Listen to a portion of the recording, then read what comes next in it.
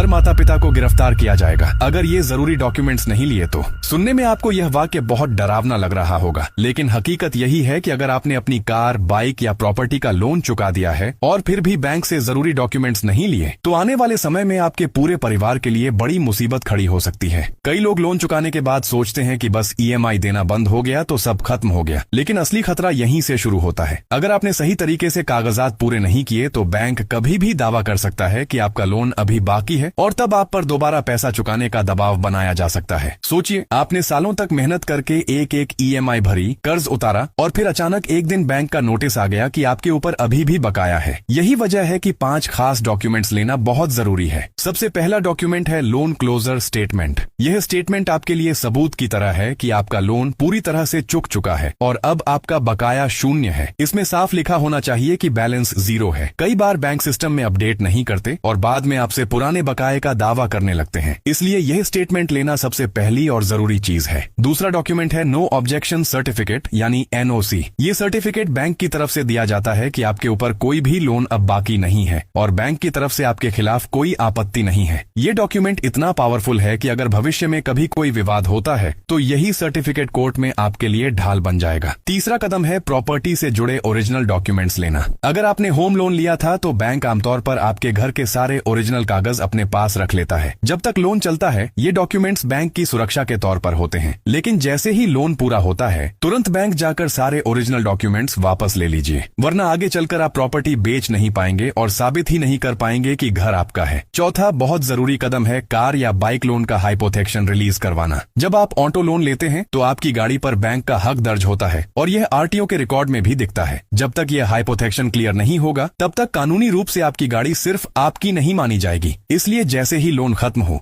Bank से release letter लेकर RTO जाकर हाइपोथेक्शन हटवाइए, वरना कल को आप गाड़ी बेचने जाएंगे तो दिक्कत आएगी। पांचवा और सबसे जरूरी स्टेप है सिबिल स्कोर चेक करना। लोन क्लोज होने के कम से कम 3 महीने बाद एक बार अपना सिबिल रिपोर्ट जरूर निकालिए और देखिए कि उसमें आपके लोन का स्टेटस क्लोज्ड दिख रहा है या नहीं। कई बार बैंक लापरवाही से रिपोर्ट अपडेट नहीं करते और आपका स्कोर गिरा हुआ रह जाता है। इससे आपको आगे नया लोन लेने या क्रेडिट कार्ड अप्लाई करने में मुश्किल हो सकती है। अब सोचिए, अगर आपने ये 5 कदम नहीं उठाए तो क्या होगा। बैंक चाहे तो कभी भी आपको नोटिस भेजकर कह सकता है कि आपके ऊपर अभी भी बकाया है। आप लाख सफाई दें, लेकिन जब तक आपके पास कागज नहीं होंगे कोई आपकी बात पर यकीन नहीं करेगा। कई लोग ऐसे मामलों में कोर्ट तक घसीटे गए हैं और सालों तक परेशान होते रहे हैं। खासकर मिडिल क्लास फैमिली के लिए यह बहुत बड़ा झटका हो सकता है, क्योंकि यहाँ हर पैसा गिना गिनाया होता है। याद रखिए, जिम्मेदार माता पिता वही हैं जो अपने परिवार के लिए पहले से तैयारी रखते हैं। अगर आपने सही समय पर ये डॉक्यूमेंट्स ले लिए तो आपके बच्चों, आपके